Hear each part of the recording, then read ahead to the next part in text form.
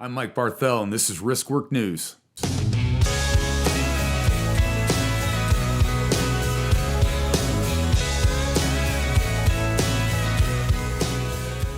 Hey, our guest today is he's an operational technology and industrial control systems security expert, focusing on safety, security, governance, risk, and compliance. He has significant experience in a number of verticals: oil and gas, energy and utilities, nuclear power, critical communication, critical advanced manufacturing, healthcare, the resort and casino, the gaming industry, which must be very interesting, and other federal agencies. He's got his MBA, a Master of Arts in Organizational Management, a Bachelor of Science in Business Management, and he is a veteran of the U.S. Air Force. Ladies and gentlemen, let's put our hands together for Chris Warner. Woo! Hey. Hey, Chris, how are you? Good. Thank you. You're one of the few people that I've run across in my experience that has such a impressive background of security and so many different important verticals, and we just love to have you on. The whole point of Risk Work is to try to introduce the public to what OT means and ICS and the security around it and different things around IT and OT relationships, and a lot of people know a lot about ransomware and IT security, but I was hoping that maybe today we could talk a little bit about the OT side and what's your experiences in that area, Chris. Oh, okay. Well, thanks, Mike, and thanks for that really wonderful introduction. It's just a nice way of saying that I'm old. Well, not as old as I am, I don't think. But I don't know. Pretty close, maybe. Can I ask you a few just basic questions to kind of warm the crowd up around basic OT and ICS? And I guess with your experience on both the government and commercial side of things, when you see like C-suites and large companies, and do you find it hard to sell this idea to large entities and companies? And I guess we're talking a little bit about change management. Okay. Well, a lot of the problems that arise in trying to get large companies or any companies for the C-suite to enact any type of project that would be around creating policies is pretty complex, because there are a lot of policies on the OT ICS side of the house. A lot of them are done by safety engineers. There's just no crosswalking or any correlation or mapping up to the policies that you'll see over in IT, which is usually under the GRC department. Take that a step further, you won't see it probably mapped over to the business side. And if it's a very large organization, they may have an enterprise risk management department. So you have all these different departments managing their own risk, siloed typically. And when it comes to implementing policies just on one side for control systems, it's it seems like it's a large task, especially when there's already a lot of resources being thrown at current projects that are underway for a lot of these organizations, and plus COVID hit and everything like that. So resources are kind of constrained. So that's one. Two, it becomes just a challenge to organize all of those folks inside the organization to work together. So you'd have OT, IT, as well as folks from the business side. But it really needs to be done. I'm passionate about this because we really need to start taking a unified view of risk and start prioritizing the threats, identifying the vulnerabilities, and just start getting into that, getting into that posture. Well, your experience in this area, have you had experience trying to like pull IT and OT together, or to work on this change, try to influence change in this area, I guess? Oh boy, you're bringing back memories. Some will describe my I call it my 5+ year basic training into the world of energy and utilities, working SCADA, instrumentation and control systems, all the way down to the R2 level. worked in the engineering staff department at the corporate level, but worked day in and day out with IT because we were trying to upgrade and replace the SCADA system and secure it. And there's a lot of days you feel like the crossing guard, but I just wanted to take a step back, especially since my first gig out of the military, basically. Um, I You start learning all the different mindsets and how they approach operations and identifying the value streams in the business, and how the engineers look at things and how the IT engineers look at things, and then how the business looks at things. So you have to be careful not to be the crossing guard and get in between them. But really, I was blessed in being able to see that because it gave me a huge appreciation for what all of them go through. It's really challenging. It's different mindsets, the OT, let's say OT versus IT, if you will. um it, it's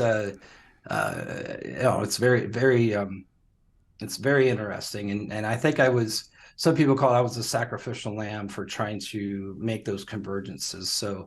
But I Mm. think I started at some of the field level to getting some of the folks talking and just try to get the IT folks interested. And I said, got a computer hanging on a telephone pole out here. And they're like, what? I go, yeah. And they're like, oh, is it Mm. just some kind of functioning device? I'm like, no, it's a $35,000 PLC just hanging there. And they're like, Mm. freaking out. And what's it do? You try to get interest on their side, and it's the same way on the OT side. A lot of the field guys that I supported really wanted to see how the back end systems work, because at the end of the day, I was like, look, a lot of these things are IT too. And especially now we have the data convergence. People call it IT OT convergence. I think it's more data convergence, if you will. So you're starting to see, especially in manufacturing, I would say smart grid too. Majority of the systems are actually on the IT side. So it's very important that the C-suite, starts to appreciate the fact that we really start to need to focus on building out those policy standards, procedures. I call them PSPs, building out those policy stacks for the control systems, and work with IT in the business so they can have all that governance documentation on the administrative side all the way down to the technical side. Yeah, it's a long roadmap, but we can start. There's programs like the CPGs that just came out. Those can help you put a stake in the ground and go from there. So I get pretty passionate about it. Sorry, I'm probably No, talking that's too much. no, that's excellent. I want to dovetail that a little bit into morals and ethics, and I guess what I mean by that is, it seems sometimes that we're in such a hurry to make everything convenient and remote control and whatnot, that at times it seems like, are we just mostly bolting on security measures that are brought on later, or are we indeed trying to design security within these new high tech products that automate everything for us? I mean, what are your thoughts on that? I guess. um, I'd have to say, if you look back, oh, I'm gonna go back 20 years, and you'll see that it was just bulled on, and then come all the way up till now. There's still a lot of the bolt-on technology, so the security, but it's made usually from an IT manufacturer, so it may not even have the ability to protect OT protocols and so on. But for the systems that do work, it's typically a bolt-on system, because doing a redesign is so expensive, but yet, of course, it's worth it. It's just a long roadmap to get there. Now, of course, new projects, putting out a new SCADA system, firing up a new manufacturing plant, you can right away. You should start with micro segmentation, and functional specific enclaves with safe restart zones, and leveraging the different type of control frameworks you want to align to or map over to. So there's a lot of things that can go into greenfield and building that up. It's just challenging for the critical infrastructure sector to just go out and redesign a lot of those systems, because as there's no downtime on the OT side. Right. And I think this might be a good time to kind of introduce to the audience what we're talking about when we're talking about the critical infrastructure segments. There's actually 16, if I'm not mistaken. And can you talk a little bit about how they, how they've determined that? And you've got actual experience in many of these verticals. Can you talk a little bit about like the differences between working in like say the natural gas versus, the different parts of the energy industry and things of that nature? Yeah, I think there's 16 split: chemical sector, commercial facilities, comms, critical manufacturing. You got your water, dams. Things that are probably more closer to home would be your financial services, energy sector, your electricity and power, of course, healthcare, public health sector. Also, separate entities, nuclear reactors. What else? And missing transportation systems. But yeah, these critical infrastructure sectors are, a lot of them are private organizations, or they may be a municipality. So like a county that runs a water district. So there's so many different flavors to these sectors, but really the government just had to say, look, we're gonna have to divide these, and how do we identify them and everything. And I wasn't a part of those conversations, but I'm not that old. But yeah, chemical sector, you think of your industrial chemicals that are used in manufacturing. Your communications sector, you think about the internet that comes into your home. Well, what about the internet that goes into the hospital? Why is it important? Well, it is because they're getting critical information. They're pulling imagery that may be done in another place to do diagnosis and things like that. Which all that equipment's OT equipment too. So, but yeah, does that help? Yeah, no, I guess what scares me about that, the whole thing, is that how they're depending on each other. And, how, just imagine if we had like a transportation scenario along with a water scenario, or, if two or three of these got hit at once, and how it could fall like dominoes. It just, that's one thing that always just comes to mind when I think of the different segments. It's true. And I did just a while back, I read a case study, and kind of hit home for me because I worked on some projects that had the same type of setup or the architecture. And essentially, the water utility bringing in drinking water, or water that goes into homes and businesses, uses natural gas generators to pump the water into the water distribution system, as well as pump out wastewater and whatnot. So what happened was gas line gets hit, and there wasn't I don't know if there was another line that may have been in maintenance, but they essentially found a single point of failure because one line was taken off. So those pumps went down in a certain area, and then you find another, so you're cascading, your domino effect. That on the water side, because of that area, those pumps went out, natural gas pumps. You got to drop pressure system, SCADA systems start looking at, your pressure monitors are looking at that, and they're going crazy. So I mean, it just causes so much, it just wreaks havoc. So yeah, it sounds like a pretty complex situation that people have to deal with on a regular basis. This was a long time ago too when this happened, so it's not anything recent that we're experiencing. Right. Like,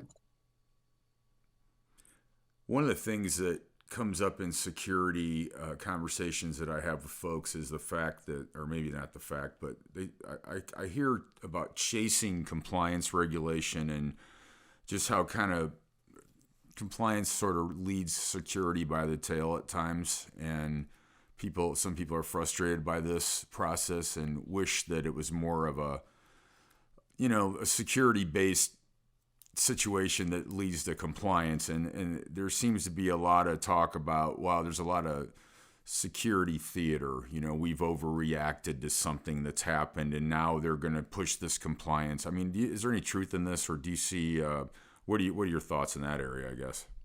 I'm not sure it was truth in it or not. That's just probably because I'm just going to go with my opinion here. Yep.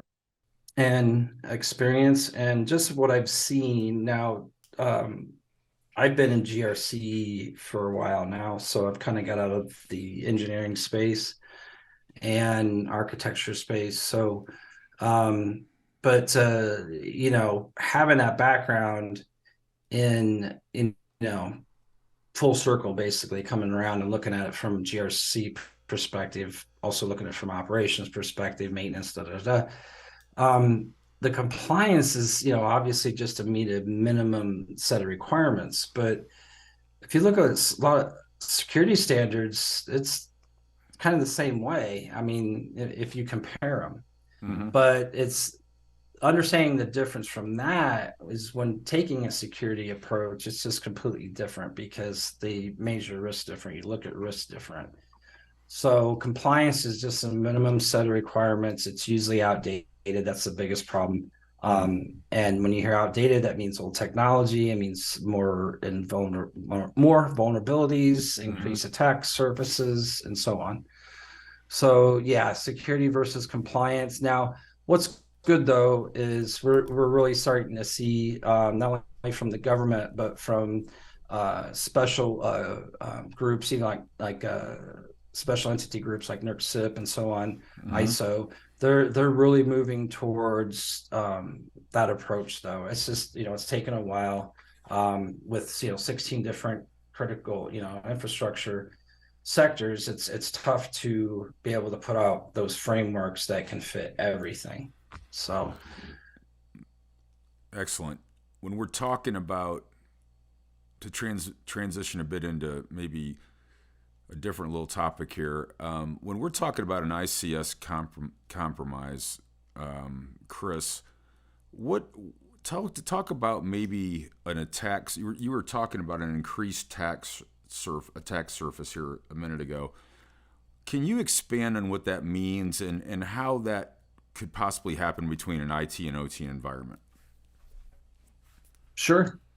It's one of the reasons why we're in this mess today is that we were basically just plugging things in. And let's take the manufacturing vertical for example.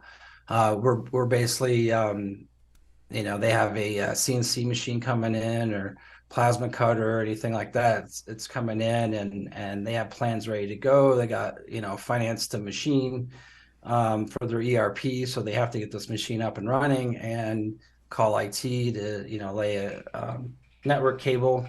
And IT says, when do you need it? And they're like, now. So but that's one example of just starting to plug things in. So what happens during everything getting plugged in? You just obviously increase your attack surface because you're increasing your footprint, you're increasing your visibility out there in the internet. I see. So to be more specific, a lot of the control systems don't have these security appliances on them. So when we start connecting it over to the IT side, that's when it could be susceptible to attack, not only from the OT side but IT side. But real quick, the OT side usually has vendors coming in and upgrading machines and firmware, and they may require some kind of update to the computer provided by IT that's running that machine. Well, they may have not patched or updated that IT machine that runs that machine. So there's one way. So your east-west controls, you could have an IT attack, ransomware, or something come in basically from phishing. That's where it's going to come from statistically. And someone clicks on a link in an email, and bam, the IT site starts going down. So if someone gets onto the network and says, "Oh, what's this? Oh, look, I see Modbus protocol. Oh, I see some type of field bus protocol or something. What's this thing?" Boom, they're into a PLC, programmable logic controller, which is, like for a manufacturing plant. It controls the lines, it controls the safety mechanisms that keeps all the workers safe in there. So it's a serious problem, and integrating these machines are great. I talked about data convergence before, IT OT convergence. What it is, we're in industry 4.0 right now. Right. I mean, that's where we're at, and I've already seen things on industry 5.0. So it's I just I can't, folks like myself, seems like there's just a few of us out there, but we're growing every day. We're recruiting, we're trying to, march that flag about trying to secure these systems and approach it, with a risk-based approach and some tricks that, that you can do along the way. And Okay. it's challenging. Well, Chris, we appreciate you being here, and congratulations on your new role with GuidePoint Security. Chris has actually written some very intriguing blogs and some very informative blogs. And one of the blogs that he has written is talking about SIP Cybersecurity 2022 review and 23 predictions. If you'd like to roll through that a little bit, we'd love to hear a little bit about that, if you don't mind. Sure, sure. Well, basically, I have another newsletter basically coming out here, and basically what we're going to see is this an increase in ransomware attacks. The frequency of ransomware attacks, it's not going to stop. But basically, what's going to happen is they're going to become more sophisticated, and what happens is when you become attacked and there's a ransom, and if you're advised to pay it or if you pay it anyway, get the data, and if you're lucky to get the data back, they may manipulate the data, so you don't have data integrity. And like I was talking about those control systems, that can wreak havoc, health and life, serious issues here. They're likely to target data integrity rather than encrypting it, so just messing up the integrity, and then that can wreak havoc. So it's going to be a huge challenge, because we obviously know data integrity is so important, especially on OT ICS systems. You think of human life because I've been in IT forever. I was I don't want to date myself, but IT didn't have to deal with human life and safety. Right. But I keep hearing that, but I argue that now because so many the IT systems, the computers that are IT run these control systems. So really, that's when we really going to have to start working on, and the C-suite really should have incentives for the IT and OT folks to create groups to take, champion folks to, maybe swap sides a little bit and Right. do some cross training and things like that. So charters. I mean, there's so many things that we can start working on, to start helping our situation and start mitigating these attacks on our critical infrastructure in this country. Yep. Well, we're glad we're glad we have you on the team, Chris, to do that, to protect everything involved. I'm blessed to And be here. no, we're blessed to have you, my friend. Listen, we're gonna do a wrap on this, but we want to just thank you so much for taking your time with us, and hope you have a great holiday season, Chris. And of course, you and I will be seeing each other soon. And just hope that your family and everyone's safe and healthy. And we look forward to continuing our relationship next year, man. Sounds great. Happy holidays to you and yours and everyone out there. Thank you so much, brother. We'll talk to you soon, man. This is Mike Barthel. That was Risk Work. That was Chris Warner. Thanks, everybody. We'll see you next time.